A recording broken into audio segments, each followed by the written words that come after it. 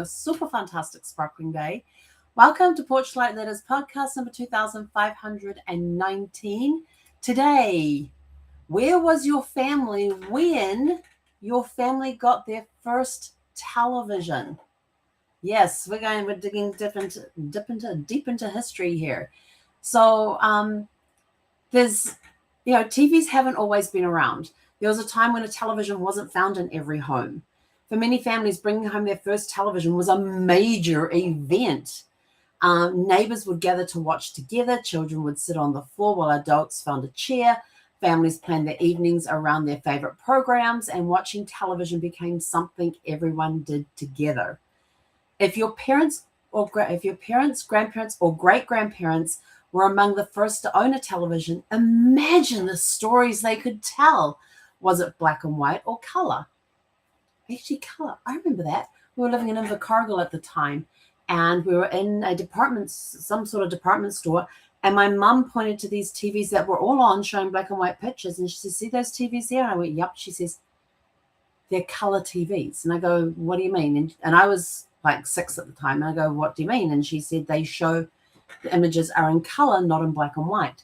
We didn't get our first color TV till years later. It was black and white up until and when I was in high school. Sometime during my high school years, they got a color TV. And I was in the high school in the early 80s. This was back in 73 when I first found out about color TVs. We didn't get one then. We didn't get one till the early 80s. That was quite an event, because now we're watching all these shows in color. Oh my gosh, I still love watching black and white movies. Don't get me wrong. I still love my black and white movies. I still love my black and white classics. But being able to watch programs in color for the first time, woohoo! We didn't want to leave the TV.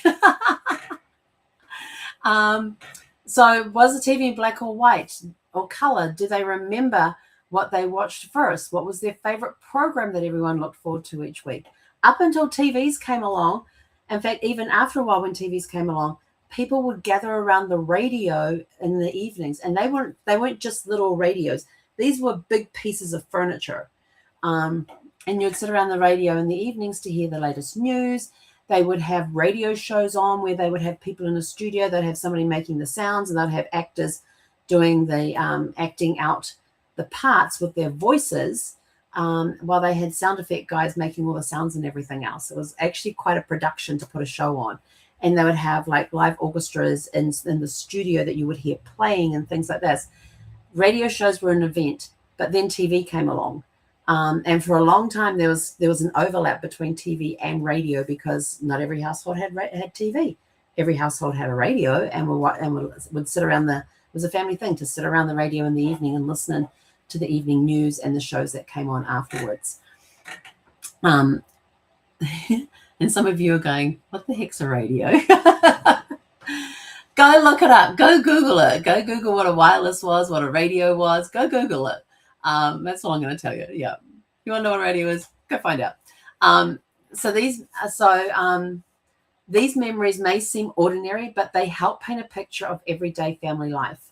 They remind us that family history isn't only about major historical events.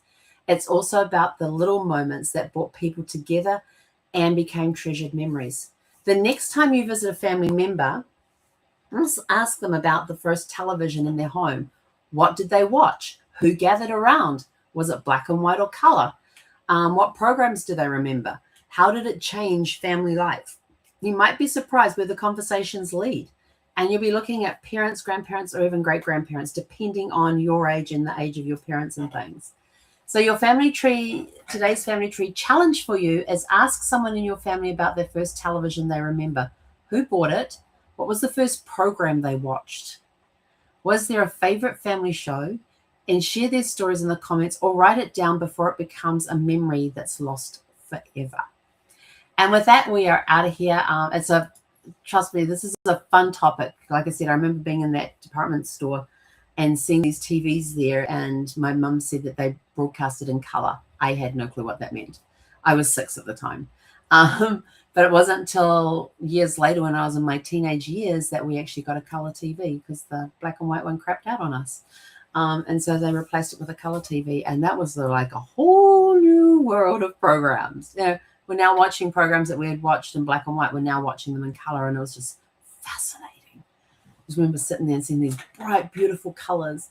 One time when we were living in Fielding, we had a missionary family staying with us or visiting us one day, and the Donnie and Marie show was on, and it always started at the beginning with them out on this is back in the 70s, with them coming out and ice skating and singing some song and doing some dance on the ice with it, and they had their dancers that were on ice as well, and it was something to do with fire. I remember it being something to do with fire. I don't remember the actual song, but I remember it something to do with fire, because Kay, who was the mother of the missionary family that was staying with us, and she was an artist. She was an amazing artist.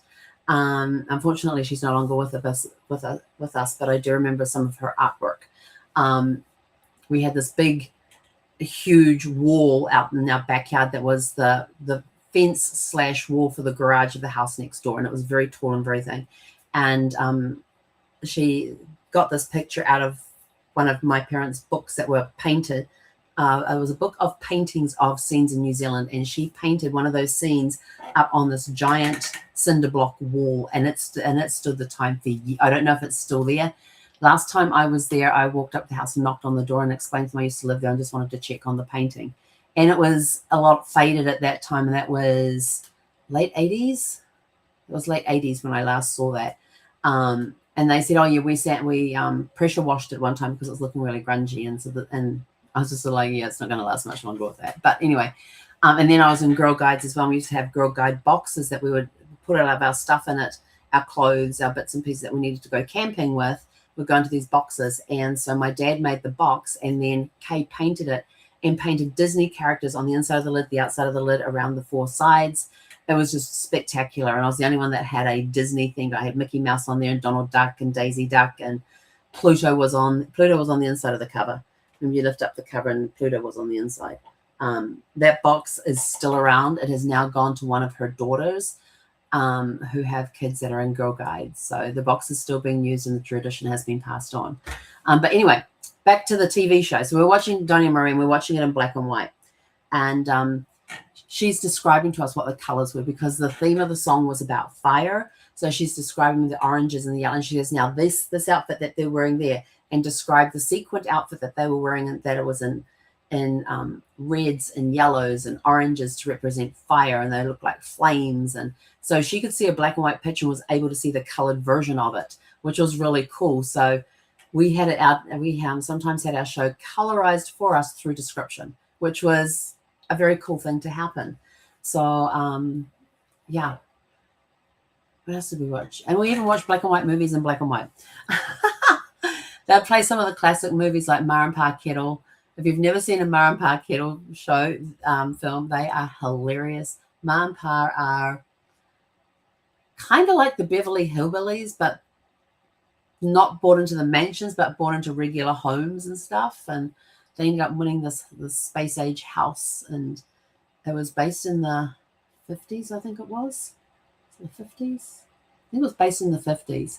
And it was all in black and white. It didn't matter whether we had a color TV or black and white. It was a black and white movie. And so it was, those from the boonies learning how to use modern technology was hilarious.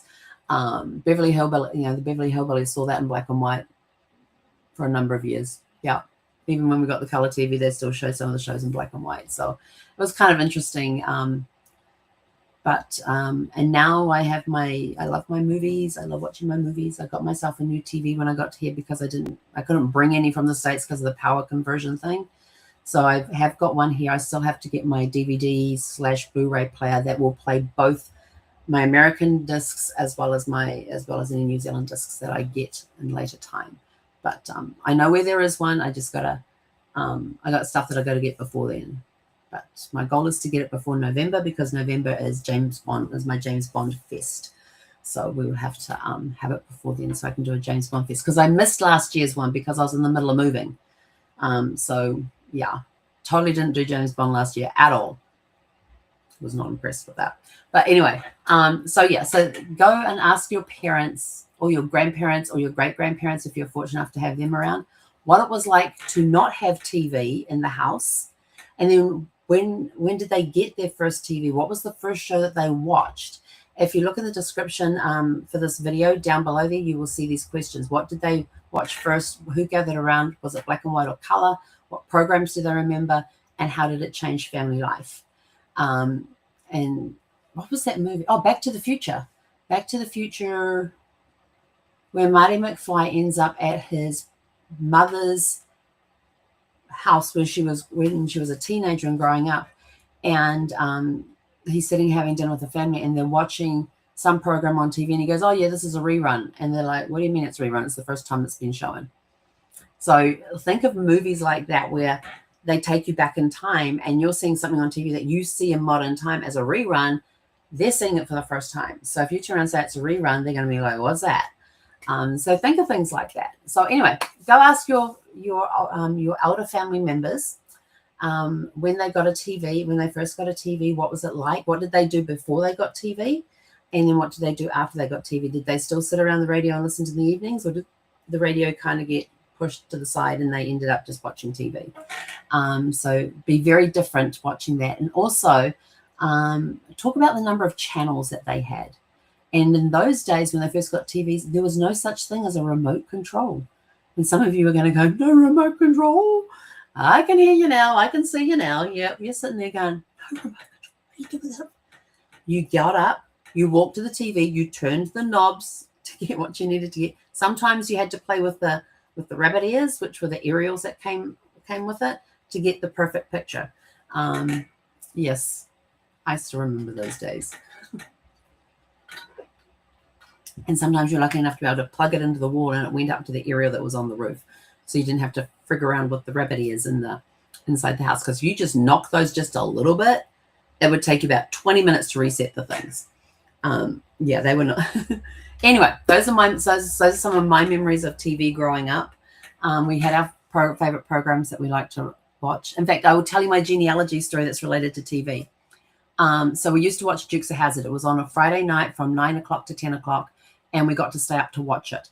And there was myself, my dad, and my brother. I don't remember what Mum was doing, but she didn't watch Dukes of Hazzard with us. And so this was the first time I heard the term cousin removed. So Uncle Jesse and one of them talks about some cousin coming to visit, and they go, "Well, what cousin are they?" And they go, like, their third cousin 5 times removed, or something like that. And I'm going, 5 times? And I'm sitting there thinking, I'm a teenager at this point. I'm sitting there thinking, 5 times removed? What the heck did they do in the family to get kicked out 5 times and they're still allowed back in? That was my first exposure to cousins removed. It wasn't until a few years later I learned what the term actually meant. And I thought, oh, okay, now I understand it. But yes, to me, when I first heard the term cousin, they were like third cousin 5 times removed, that they'd been kicked out of the family 5 times because they'd been really bad, but they'd been let back in again as well. So it's sort of like, what did they do that got them kicked out of the family? And what did they have to do to get back into the family? And they did this 5 times? Now, this is going on in my brain while I'm still watching Dukes of Hazzard. But yeah, it's just funny how you pick up words and things along the way. So go out. So that's it from us for today. Go out, have a super fantastic sparkling evening. We will be on tomorrow evening at 7 p.m. Pacific, as I have my mastermind coaching call on tomorrow. So we will see you at 7 p.m. Pacific time tomorrow evening. Have a super fantastic sparkling evening, and